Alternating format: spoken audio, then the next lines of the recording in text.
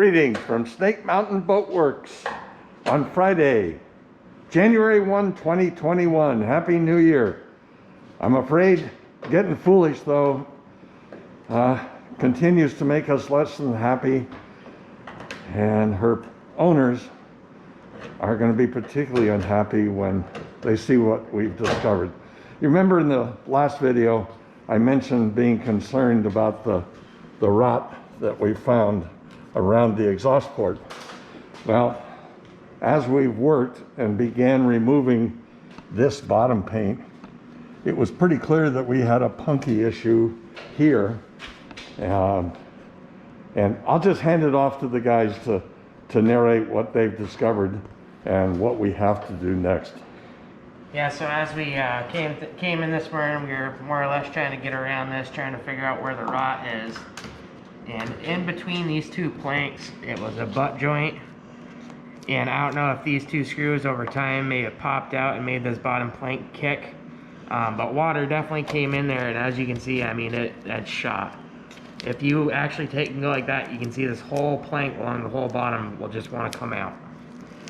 So at this point, and it goes up. And it goes up.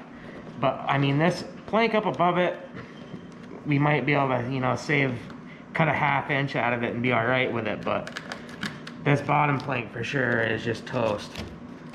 I mean, there's nothing there that's actually grabbing anything anymore.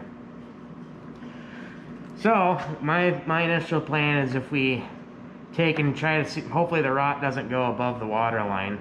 If it doesn't, we'll be okay. So if it does, I'll try to cut back a little bit and then replace this whole bottom plank and actually to get it 5200 in. But as of right now, I mean, there's not really any way to save that plank. Well, and you can see this seam. Remember, we were concerned about the fact that there seemed to be stuff laid into this seam. Well, we know why all the way across. I'm guessing once we remove the material here. But what's really strange, guess what else Joe and Anthony found?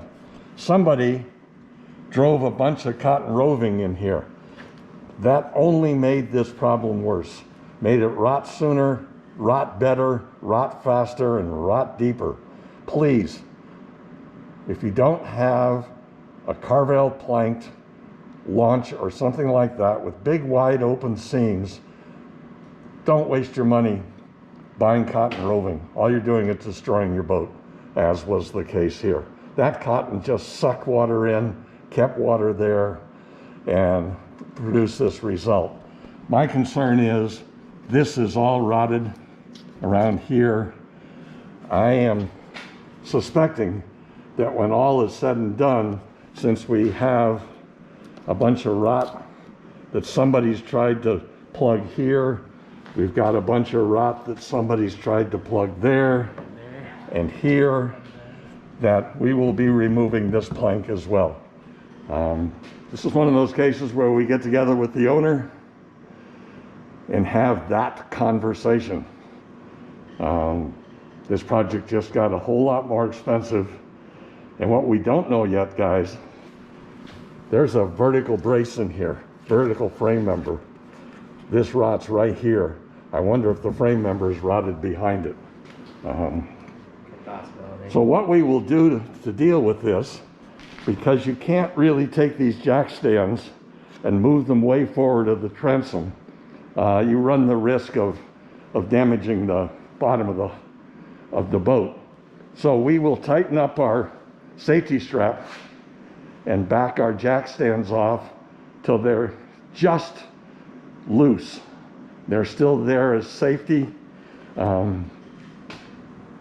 and continue going at this. We've got to get all this paint off and see what we've got at the ends and go from there. So that's the way we're starting 2021 on the 1957 century Viking. Thank you so much. Bye-bye for now from Snake Mountain Boatworks.